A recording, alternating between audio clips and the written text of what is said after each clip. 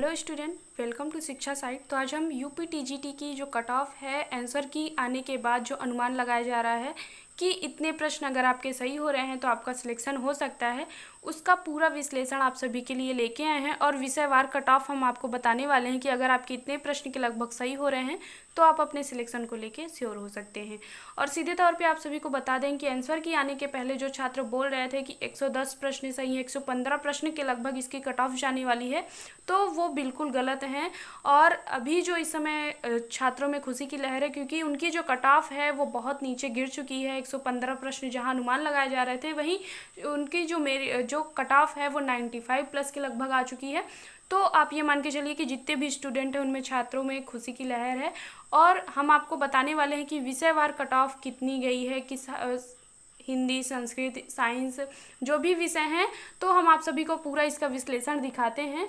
तो वीडियो को शुरू करने से पहले आप सभी से रिक्वेस्ट है, अभी तक चैनल को सब्सक्राइब नहीं किया है तो प्लीज़ सब्सक्राइब कर लें, जिससे जो भी नोटिफिकेशन होगी वो चाहे टीजीटी हो, पीजीटी हो, जिससे भी संबंधित हो, वो आपको सबसे पहले हमारे चैनल के माध्यम से दे दी जाती है। तो प्लीज़ चैनल को जरूर सब्सक्राइब कर लें और साथ ही साथ बेल आइकन को जरूर प्रेस कर लें, जिससे जो भी नोटिफिकेशन आए वो आपको सही समय से मिल जाए।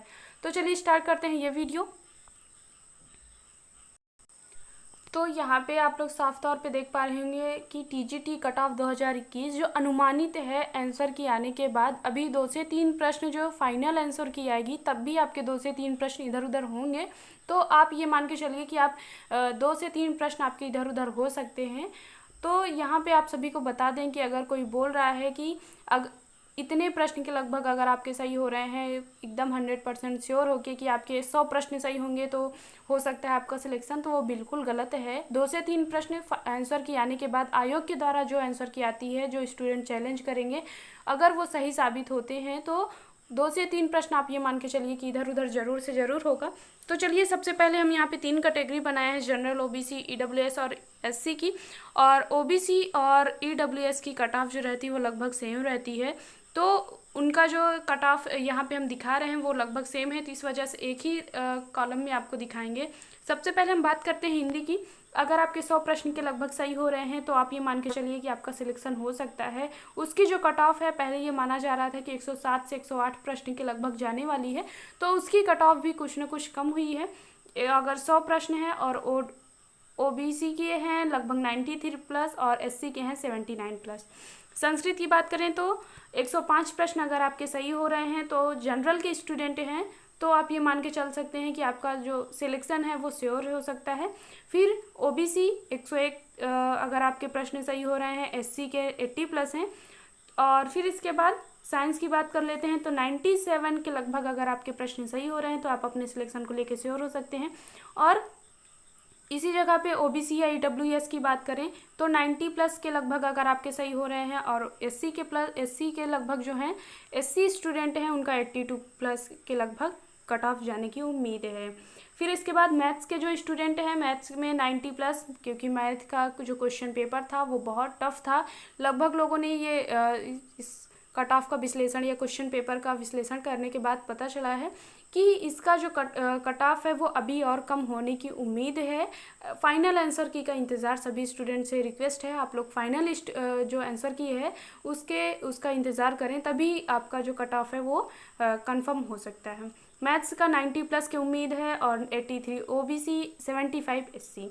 होम साइंस 103 अगर आपके हैं तो आप ये मान के चलिए कि आपका सिलेक्शन हो सकता है। 95 प्लस ओबीसी, 87 प्लस जो है वो एससी के। आर्ट के जो स्टूडेंट हैं 104 के लगभग जाने की उम्मीद है, 100 उसी जगह पे ओबीसी के 100 हैं और एससी के 89 प्लस। फिर इसके बाद बात करते हैं इंग्लिश के तो 98 के लगभग हैं। और फिर इसके बाद ईडब्ल्यूएस या ओबीसी की बात करें तो 92 प्लस के लगभग, और इसी जगह पर एससी की बात करें तो 85 प्लस। एग्रीकल्चर की बात करें तो 100 प्लस और ओबीसी 93 प्लस और एससी का 85 प्लस अगर क्वेश्चन सही हो रहे हैं तो 125 प्रश्नों में तो आप मान के चलिए कि आपका सिलेक्शन हो सकता है। फिजिकल एजुकेशन की बात करें तो 102 प्रश्न अगर आपके सही हो रहे हैं तो आप मान के चलिए कि आपका सिलेक्शन हो सकता है। इसी जगह पे 95 प्लस ओबीसी या ईडब्ल्यूएस। फिर इसके बाद 87 प्लस एससी के लिए। कॉमर्स के जो है 105 से प्रश्न अगर आपके सही हो रहे हैं, 94 प्रश्न अगर ओबीसी, और 83 प्लस जो है वो एससी स्टूडेंट हैं अगर आप तो आपके जो सिलेक्शन है वो हो सकता है, निश्चिंत हो सकते हैं। उर्दू का 95+ ओबीसी अगर स्टूडेंट हैं तो 89+ और 78 एससी के लिए है। म्यूज़िक की 2 कैटेगरी हैं, तो म्यूज़िक के जो स्टूडेंट हैं वो 100+ अगर है उनका प्रश्न सही तो वो मान के चलें कि उनका सिलेक्शन हो सकता है। 92 के लगभग अगर आपके प्रश्न सही हो रहे हैं तो आप ये मान के चलिए कि आपका सिलेक्शन हो सकता है ओबीसी के लिए। और एससी कैटेगरी के अगर आप स्टूडेंट हैं तो आपके 80+ के लगभग सही होने चाहिए। म्यूज़िक स्विंग की बात करें तो 95+ 88 ओबीसी के लिए और 81 जो है वो एससी स्टूडेंट के लिए। बायोलॉजी के लिए 95+ और ओबीसी के लिए 90+ और जो एससी के स्टूडेंट हैं उनका 77+। और सीधे तौर पे आप सभी को बता दें कि अभी जो फाइनल आंसर की आने के बाद आप सभी की जो कट ऑफ है वो और नीचे जा सकती है। तो अभी आप लोगों को भयभीत होने की या पैनिक होने की ज़्यादा ज़रूरत नहीं है।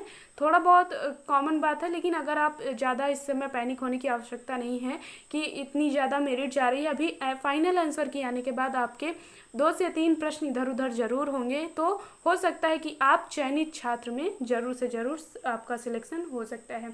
अगर आपको वीडियो पसंद आए तो प्लीज़ वीडियो को ज़रूर से ज़रूर लाइक कर दीजिएगा और साथ ही साथ अपने दोस्तों के साथ ज़रूर से ज़रूर शेयर करें।